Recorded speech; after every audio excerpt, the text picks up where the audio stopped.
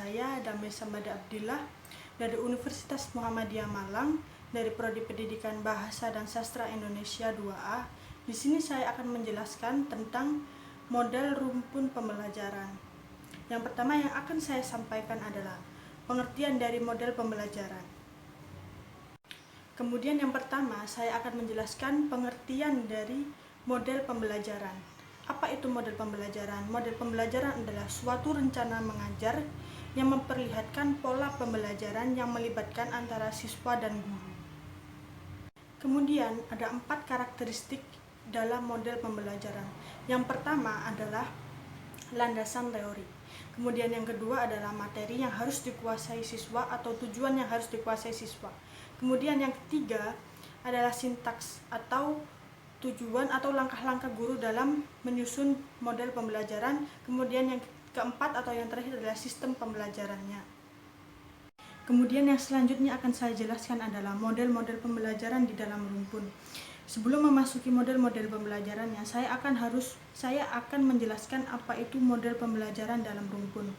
Jadi, model pembelajaran dalam rumpun adalah pemrosesan informatik dari titik tolak prinsip-prinsip yang ada dalam keseharian. Jadi di mana manusia akan memproses, memberikan rangsangan dalam memecahkan masalah menggunakan simbol-simbol atau menggunakan alam sekitar dalam pembelajarannya.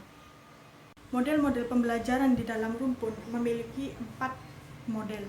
Yang pertama yakni model pembelajaran rumpun pengolahan informasi, kemudian yang kedua adalah model pembelajaran rumpun bersifat individual, kemudian yang ketiga adalah model pembelajaran rumpun sosial, dan yang terakhir adalah model pembelajaran rumpun perilaku. Yang pertama yang akan saya jelaskan adalah rumpun model pembelajaran pengolahan informasi, di mana pada model pembelajaran rumpun pengolahan informasi dibagi menjadi 4 karakteristik atau 4 model-model. Yang pertama adalah 1. Berpikir induktif, yakni bagaimana berpikir induktif dimaksudkan untuk dalam kesehariannya biasanya berpikir untuk akademik. Kemudian berpikir inquiry, yakni manusia atau siswa dituntut untuk mencari sebab dan akibat dalam suatu pembelajaran. Yang ketiga adalah konsep attainment, yakni ditujukan agar siswa dapat memahami konsep yang dirancang untuk membantu siswa menjadi lebih kooperatif dalam pembelajaran. Dan yang keempat adalah mnemonik, yakni membantu guru untuk menyampaikan, untuk membentuk bahan ajar dan untuk siswa agar lebih tepat dan memahami informasi agar lebih cepat dipahami. Yang kelima yakni perkembangan kognitif, di mana di sini adalah pembentukan intelektual agar siswa mampu berkehidupan sosial dan dapat berpikir secara logis. Jadi di sini siswa dituntut untuk berpikir secara logis.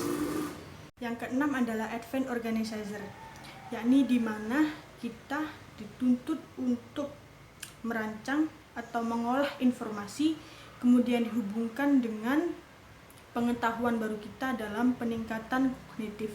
Kemudian yang terakhir adalah synaptics, yakni di mana siswa dirancang atau ditujukan untuk bagaimana cara memecahkan masalah yang mereka miliki. Kemudian model pembelajaran di dalam rumpun yang selanjutnya adalah model pembelajaran individual. Nah, model pembelajaran ini yakni model pembelajaran yang mengharuskan siswa-siswa melakukan sesuatu. Yang pertama adalah pengajaran non-direktif. Jadi pengajaran ini guru dituntut untuk membantu siswa mendalami perannya di dalam dunia pendidikan, di mana peran mereka adalah sebagai murid atau subjek yang akan diajarkan oleh guru. Yang kedua dalam model pembelajaran rumpun individual adalah kesadaran diri, di mana siswa harus memahami kapasitas diri mereka dan menyadari apa yang kurang dalam diri mereka dalam proses pembelajaran ini. Kemudian yang ketiga adalah konseptual, yakni di mana Model ini dirancang untuk meningkatkan kompleksitas diri dan fleksibilitas diri siswa. Kemudian model atau jenis model pembelajaran rumpun yang terakhir dalam model pembelajaran rumpun individual adalah pertemuan kelas, di mana pengembangan pemahaman dan tanggung jawab pada diri sendiri dan sosial atau teman pada siswa kita kembangkan dalam model pembelajaran ini. Kemudian model rumpun pembelajaran yang ketiga adalah model pembelajaran rumpun sosial. Yang pertama adalah partner in learning, di mana di sini mereka akan mendefinisikan, menggali informasi, memecahkan masalah secara sosial dengan teman yang ada di sekitarnya dan mengembangkan kompetensi sosial yang mereka miliki. Kemudian model pembelajaran yang selanjutnya adalah jurisprudensial, yakni di mana mereka dituntut untuk model pembelajaran yang mengolah informasi dan menyelesaikan isu masyarakat dengan kerangka acuan tertentu. Di sini mereka akan menyelesaikan masalah dengan ilmu-ilmu atau hukum-hukum kemanusiaan. Kemudian yang terakhir dari model pembelajaran rumpun individual ini adalah role playing atau bermain peran, di mana siswa menyelidiki tingkah laku sosial melalui diri mereka sendiri. Di sini dimaksudkan atau bertujuan untuk mengembangkan rasa empati kepada teman, mengembangkan rasa sosial yang tinggi, dan juga pengembangan sosial atau kemasyarakatan yang lainnya agar siswa mampu menjadi masyarakat yang baik. Kemudian model pembelajaran yang terakhir dalam model pembelajaran rumpun adalah model-model pembelajaran perilaku atau pembelajaran perilaku. Jadi yang pertama adalah mastery learning, kemudian direct instruction, dan social learning theory. Jadi pembelajaran perilaku ini mengajarkan kita tentang teori-teori belajar, kemudian teori belajar sosial dan yang lainnya. Kemudian dari mastery learning ini bahan-bahan yang dipelajari adalah dalam memecahkan masalah sosial. Kemudian yang kedua dari model pembelajaran perilaku ini adalah self control. Jadi di mana siswa mengontrol emosi atau perilaku yang mereka buat dan apa sebabnya, dampak yang diberikan apa. Jadi mereka disuruh mempelajari itu atau bertujuan untuk mengetahui dampak dari perilaku yang mereka perbuat.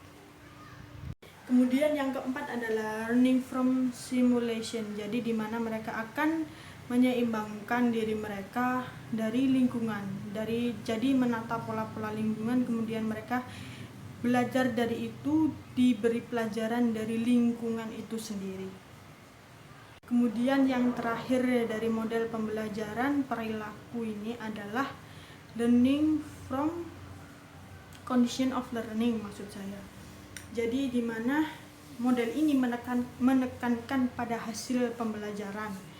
Jadi apa fungsi dan tugas instruksional dari guru, itu siswa akan mengerti apa fungsi dan instruksi yang diberikan oleh seorang guru. Kesimpulan yang bisa kita ambil dari definisi-definisi di atas juga sebagai penutup pada video ini adalah model pembelajaran adalah sebuah pola, kerangka, atau susunan yang dilakukan oleh pendidikan atau guru untuk mencapai tujuan dari pendidikan itu sendiri. Dan di era pendidikan yang telah maju saat ini, di era yang telah berkembang pada saat ini, guru dituntut untuk memiliki model pembelajaran yang efektif dan efisien kepada siswanya agar mereka lebih paham memahami materi, kemudian lebih mudah juga memahami materi, agar proses penginformasian yang diterima oleh otak mereka semakin cepat. Jadi semakin kreatif guru dalam menyampaikan pembelajaran dan model pembelajaran, maka siswa akan semakin senang dan semakin dapat menerima informasi itu dengan lebih mudah. Sekian dari saya, apabila ada kata, saya mohon maaf yang sebesar-besarnya. Assalamualaikum warahmatullahi wabarakatuh.